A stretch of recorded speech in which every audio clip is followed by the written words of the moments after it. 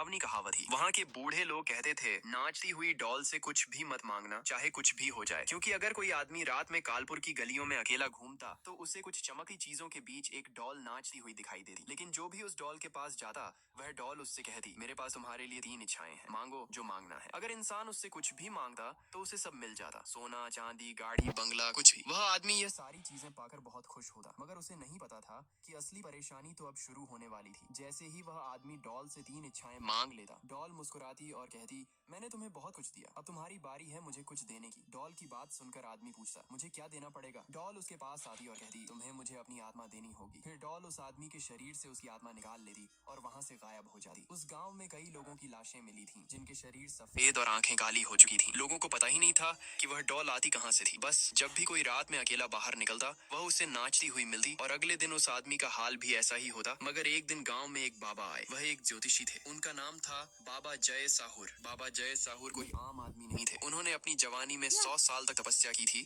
और उन्हें इस गांव के बारे में हर चीज पता थी। बाबा आए और कुछ देर तंत्र विद्या की, फिर गांव वालों के पास आकर बोले, तुम लोगों को समायरा को नहीं मारना चाहिए था। गांव वाले चौंक गए। समायरा? लेकिन आपको उसके बारे में कैसे पता? बाबा बोले, मुझे हर चीज पता है। सालों पहले इस गांव में समायरा नाम की एक लड़की रहती थी। वह छोटे मोटे जादुई करतब दिखाकर कुछ पैसे कमाती थी, सिर्फ अपने छोटे भाई यासीन के लिए। उसका छोटा भाई यासीन भी जादू सीखना चाहता था, ताकि अपनी दीदी की तरह वह भी जादुई करतब दिखा सके। समायरा रोज शाम काम से लौटकर अपने भाई को जादू सिखाती थी। मगर एक रात जब समायरा यासीन को जादू सिखा रही थी, तो यासीन कुछ ज्यादा ही अलग तरह का जादू करने लगा। समायरा ने भी ऐसा जादू पहली बार देखा था, लेकिन यह सब घर में बैठे गांव वालों ने देख लिया। वे डर गए कि कहीं यासीन का जादू उन पर भारी न पड़ जाए। सबने मिलकर यासीन और समायरा को खत्म करने की योजना बना ली। शाम को जब समायरा और यासीन घर में थे, तभी गांव वालों ने बाहर से घर में आग लगा दी। आग पूरे घर में फैल गई, मगर समायरा ने समझदारी दिखाई और समय रहते अपने जादू से यासीन को कहीं दूर भेज दिया। मगर समायरा खुद को नहीं बचा पाई और जलकर मर गई। उस दिन से समायरा की आत्मा ही वह डॉल बनकर हर रात नाचती है। बाबा जय साहुर की बात सुनकर पूरा गांव सन्न रह गया। गांव के बुजुर्गों ने कहा, बाबा आपको कैसे पता कि यासीन बच गया था? बाबा हल्के से मुस्कुराए और बोले, क्योंकि मैं ही यासीन हूँ। बाबा ने अपना रूप बदला और वह यासीन में बदल गए। फिर बोले, सालों तक मैंने जंगलों में तपस्या की, मगर जब मुझे उस डॉल के बारे में पता चला तो मैं समझ गया कि वह और कोई नहीं, मेरी दीदी ही होगी। अचानक गांव का आसमान बदलने लगा। बाबा जय साहुर जोर जोर से पागलों की तरह हंसने लगे। फिर उन्होंने अपना हाथ जमीन पर जोर से पटका